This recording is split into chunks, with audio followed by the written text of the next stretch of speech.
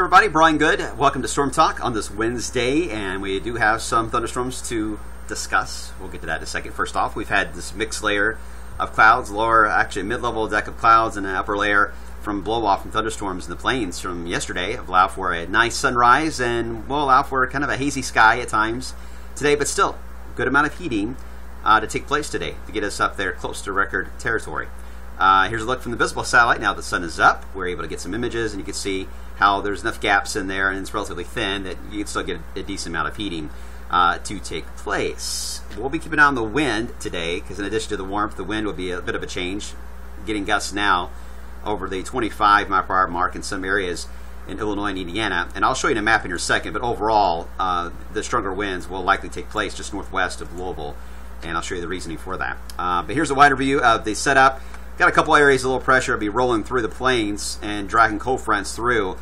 This is the first front now. It's going to kick up severe weather across the Midwest for today. And then the next piece of energy will drop down and then pretty much carbon copy of what the one did yesterday and reproduce another round of severe weather in the same spots that just got hit as we head into tomorrow. So it's kind of a training effect of low pressures in the plains while our ridge has been protecting us and keeping us quiet. It's moving and weakening on the western side. So this mess eventually will begin to win out and move our way. As far as the warmth goes, you can see how the warmth already this morning. This is where the core of the heat is going to be today, right in the Midwest and the Ohio Valley. Moisture increasing as well, getting more humid out. You can see that dry punch of air. Now that really created the spark history for the thunderstorms, but we'll get another pocket of dry air punching into humid air that has really not moved much at all. In fact, the dry line really will not move much at all across Oklahoma, and that's why it's so busy. So think about our friends at the WKU Storm Chase team out there right now and what they're dealing with. They already witnessed, I think, 3 tornadoes and large hail. Some would say they're lucky. I chase snow. I don't want to chase storms. But anyway, here's the latest look at the wind fields today. These are the winds aloft for this afternoon. Here's Louisville right here.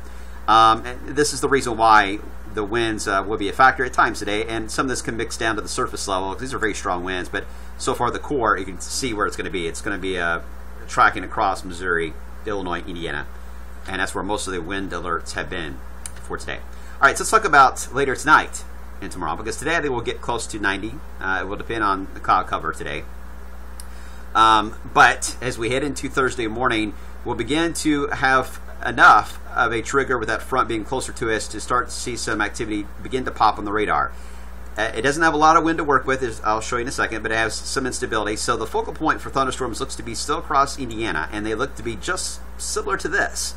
Very, very spotty. Not widespread. That's why the rain chance is low. And then once the sun goes down, a lot of it should fade out. Although, I have a feeling we may end up with some what we call the nocturnal development of thunderstorms near sunrise Friday. I'm seeing signs we may see that closer to Louisville. I'm evaluating that today. Of course, tomorrow I'll have an update on that, but I could see that potential being there.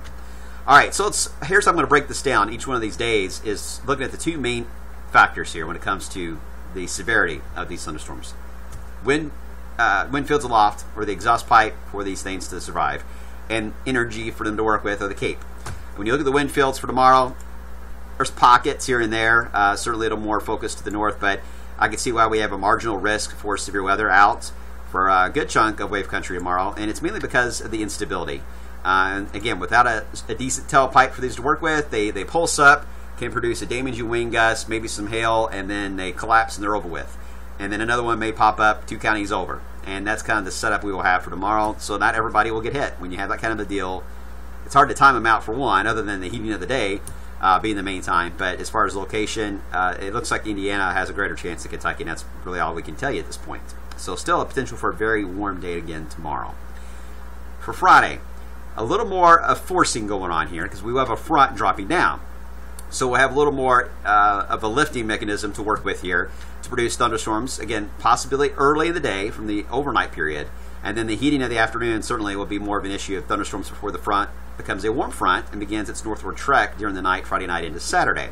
So breaking down Friday's threat, very little of a tailpipe or a wind aloft to work with on Friday. However, the instability, the energy to work with is certainly there, and that's why the marginal risk is basically Louisville south. They pretty much drew it lining up very close to the Capes for Friday, and for good reason, because again, these are short fuse type of events with thunderstorms little clusters that could turn a little gusty. But a lot of lightning, so be aware of that. Now for the weekends, the warm front, again, will be moving north on Saturday. We will get into a warm sector. Question is, how active will the radar be Saturday afternoon? That's what I'm still trying to evaluate. Because if we get a decent amount of sun for a few hours, we may end up pushing 90 on Saturday. But it's going to be late Saturday night to Sunday. That's when we'll get the main front moving in with thunderstorms increasing. That'll move out of here by Sunday night. When you break down the weekend scenario idea, which you end up with, the wind fields on Saturday, again, stronger up to the north, but the instability is there. So that's why I got to figure out how widespread the coverage could be Saturday afternoon for thunderstorms, and that will determine how warm we get. But I wouldn't cancel your plans Saturday. I just be aware that a few thunderstorms are at least possible at this point. And we have the chance right now of about 30%, and we'll continue to evaluate that.